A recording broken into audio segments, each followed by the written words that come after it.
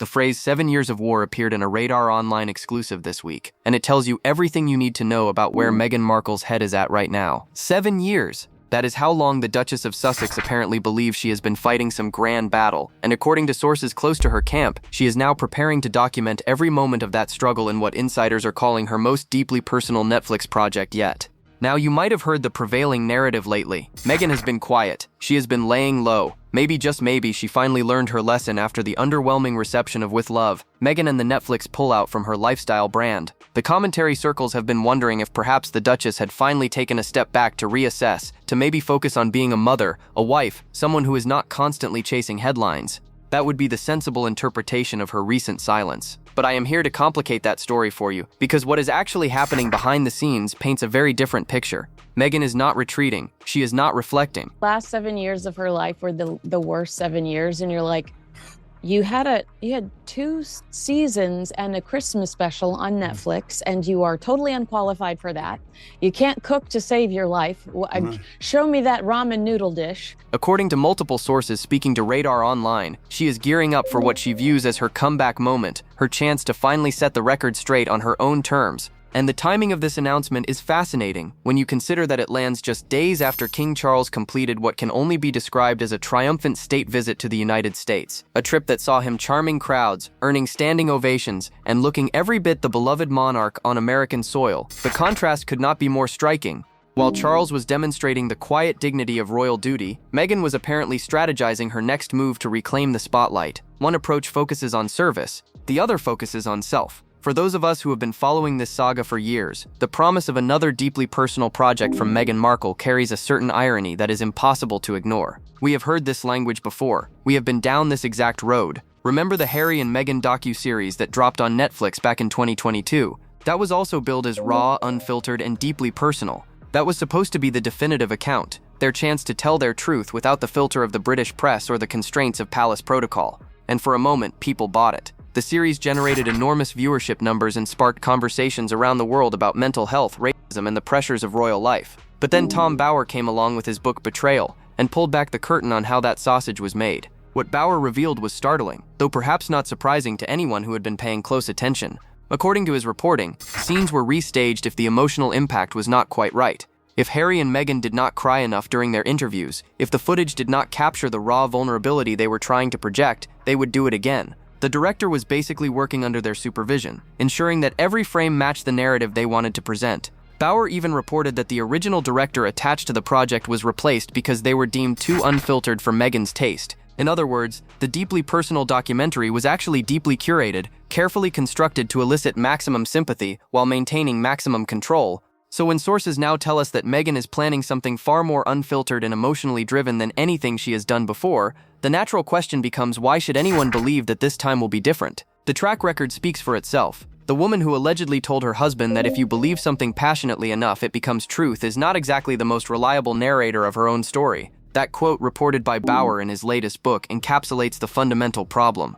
For Meghan, truth appears to be a flexible concept, something shaped by conviction rather than constrained by facts. We have watched her claims get debunked with receipts time and time again. The timeline of events, the characterization of conversations, the framing of incidents. Her own words have consistently contradicted themselves and verifiable facts. So another documentary promising her unvarnished truth is really just promising more of the same carefully constructed narrative, now with added tears and a different backdrop. One of the most revealing aspects of this entire situation is how Meghan interprets her current standing with Netflix. According to sources close to her, she views herself as operating from a position of strength. She apparently believes that her recent appearance at a Netflix premiere, where she posed alongside CEO Ted Sarandos and his wife, signals that she has moved back into the streaming giant's good graces. In her mind, months of uncertainty have given way to reassurance that she still holds real value. But here is the thing about that photo op that tells a different story entirely. If you actually looked at the body language in those pictures, the positioning suggested something far less comfortable than a warm embrace between valued partners. There was a certain stiffness, a visible distance that photographers and body language experts noticed immediately. Ted Sarandos looked like someone fulfilling an obligation rather than celebrating a prized collaborator. And the actions speak louder than any red carpet moment.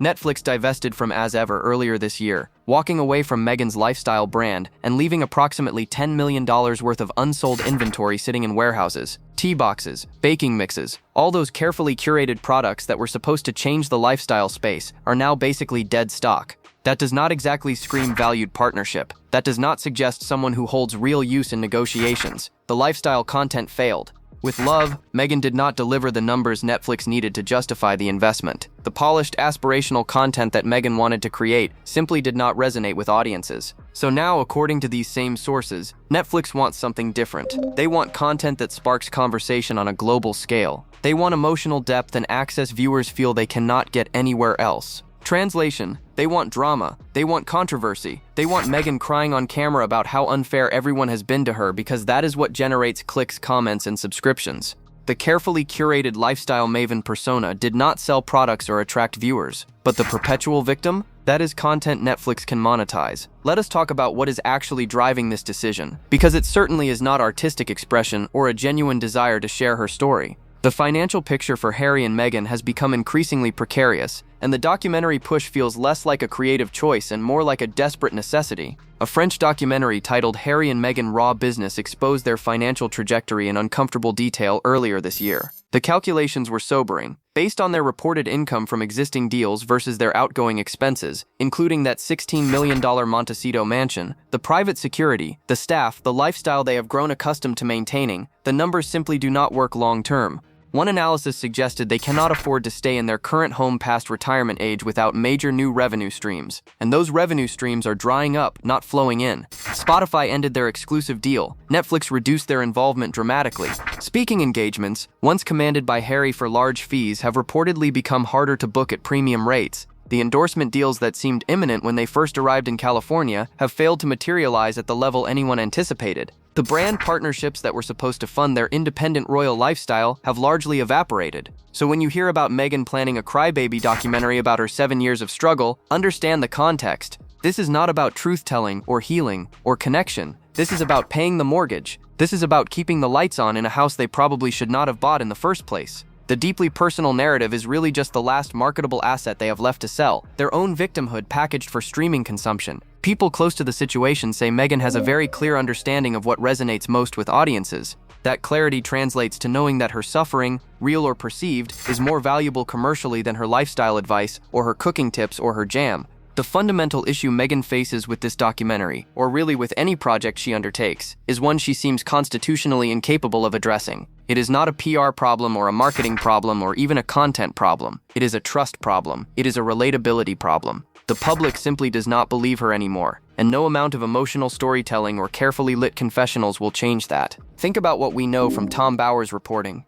When Meghan was preparing for the Australia tour, she apparently underwent what insiders described as anti-diva training. Yes, you read that correctly. Anti-diva training. The woman who is now selling jam required professional coaching on how to appear more humble, more approachable, more like a normal person rather than the demanding, controlling figure that staff members and colleagues had experienced behind closed doors. An insider said Meghan was painfully aware going into Australia that accusations about her being demanding, controlling, or difficult had continued to follow her ever since she'd stepped away from royal duties. An insider told reporters that Meghan was painfully aware going into Australia that accusations about her being demanding, controlling, or difficult had continued to follow her ever since she stepped away from royal duties. She understood this tour would be judged not just on appearances or headlines, but on whether people felt she came across as approachable, warm, and genuinely engaged. Because of that, there was an extraordinary level of planning behind the scenes aimed at softening her image and eliminating anything that could feed the old diva duchess narrative. Let that sink in for a moment. A woman trying to sell domesticity and warmth to the public needed professional help to appear warm and approachable.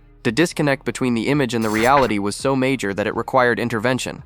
And this is the same person now preparing to give us her most deeply personal account yet. The problem is not the format. The problem is not even the content. The problem is that Meghan herself has burned through whatever reservoir of goodwill she once possessed. Whether it is carefully curated lifestyle content or raw emotional documentary footage, the audience response will be the same because the audience simply does not trust the messenger. The timing of this documentary push is particularly interesting when viewed against the backdrop of the royal family's recent successes. King Charles's state visit to the United States was by any reasonable measure a triumph. The king appeared relaxed, charming, and thoroughly at ease in his role. He navigated the potentially awkward dynamics with President Trump gracefully, earning praise from observers across the political spectrum. Sources speaking to OK Magazine suggest that Harry and Meghan are basically suffering a form of PTSD over the visit. Watching Charles appear so publicly aligned with Trump, a president who has openly mocked their marriage, apparently struck a nerve. One insider noted that it has brought up a lot of difficult emotions and feelings for them, like a very personal affront.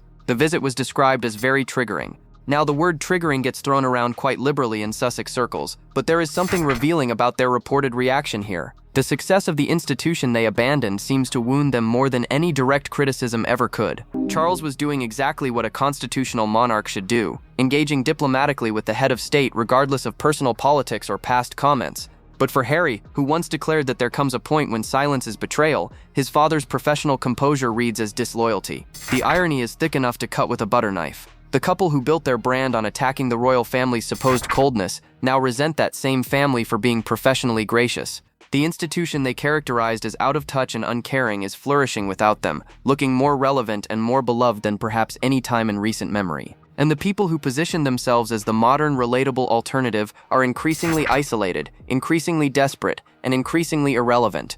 Their motto of silence is betrayal stands in stark contrast to the royal family's never complain, never explain approach. One strategy has proven remarkably effective over centuries. The other has led to a lifestyle brand with $10 million in unsold inventory and a documentary about victimhood that nobody asked for. If Meghan truly believes this documentary represents a decisive shift in momentum, she has apparently learned nothing from the pattern of failed pivots that defines her post-royal career. The Spotify podcast deal that was supposed to establish her as a major voice in audio content collapsed after producing minimal episodes. The Netflix lifestyle show that was going to showcase her talents as a hostess and tastemaker underperformed expectations dramatically. The As Ever rebrand that was meant to create a lifestyle empire, abandoned by Netflix and hemorrhaging money. Each of these ventures was announced with similar fanfare. Each was positioned as the project that would finally showcase Meghan's talents and silence her critics, and each has failed to gain the traction needed to justify continued investment. The pattern is consistent. There is a big announcement with carefully planted positive press.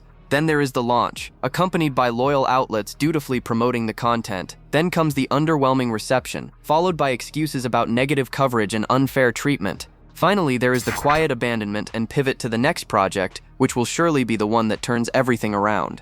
What makes this particularly damaging for Harry is research that has been shared with them directly. Dr. Sophie Chandaka, who conducted research for one of the organizations Harry worked with, reportedly delivered some uncomfortable findings. According to Tom Bauer's account, the research indicated that Harry is less likable because of his association with Meghan. Donors were pulling back specifically because of the Sussex brand's toxicity.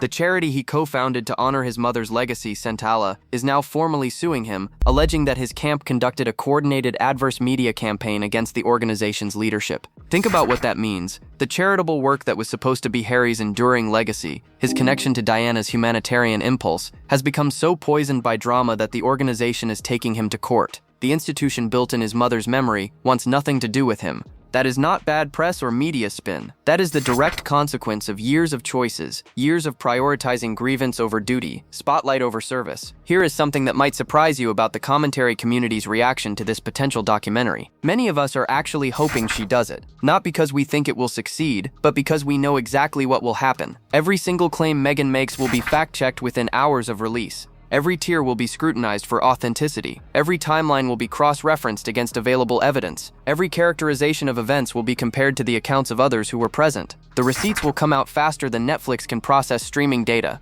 The commentary channels will have content for months. The podcast community will dissect every episode frame by frame.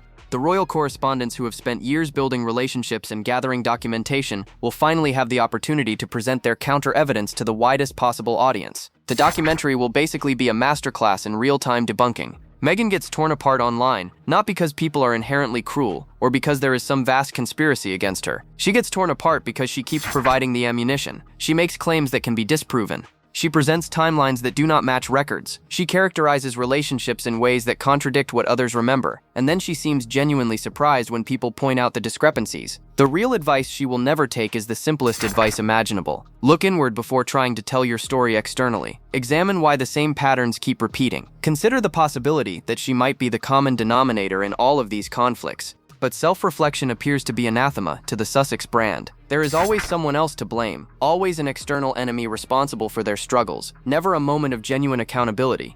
So yes, by all means, make the documentary. The commentary community has content calendars to fill. 7 years of struggle. That phrase keeps echoing, and it demands examination. What exactly has Meghan Markle struggled with during these 7 years that she now wants to chronicle for Netflix subscribers? Let us trace the timeline together. She was introduced to Prince Harry through a mutual friend and began dating one of the most famous men on the planet. She became engaged to an actual prince, fulfilling a fantasy that most people only experience in Disney movies. She had a wedding at Windsor Castle that was watched by nearly 2 billion people worldwide, a ceremony where Elton John performed and Oprah Winfrey sat in the pews. When the couple decided they were unhappy with their roles, they were offered the use of Tyler Perry's $12 million mansion in Los Angeles. They flew on his private jet. They signed deals with Netflix and Spotify worth over $100 million combined. They purchased a $16 million estate in Montecito, one of the most exclusive communities in California. They have been guests at exclusive events, profiled in magazines, given platforms to share their views to millions. Meghan has worn designer clothes worth hundreds of thousands of dollars. She has had access to the most powerful people in entertainment and media. She has 2 healthy children.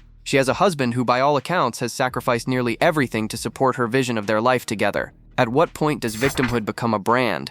And at what point does that brand become impossible to sell because everyone can see the mansion in the background? The disconnect between the lived experience and the claimed suffering is what makes the 7 years of war framing so difficult to accept. War suggests combat, deprivation, existential threat. What Meghan experienced was criticism, some of it fair, some of it unfair, some of it racist, but none of it approximating the struggle that most human beings face in their daily lives. Calling it war diminishes actual war. It diminishes actual struggle. It reveals a perspective so insulated by privilege that negative press coverage registers as violence. This brings us to the question that Meghan seems determined not to answer. If she truly believes she has been at war for 7 years, who exactly are the enemies? The press? The royal family? The British public? The American public, who has largely stopped paying attention? At some point, when everyone around you seems to be the problem, the common denominator deserves examination, and this brings us to the most troubling possibility of all.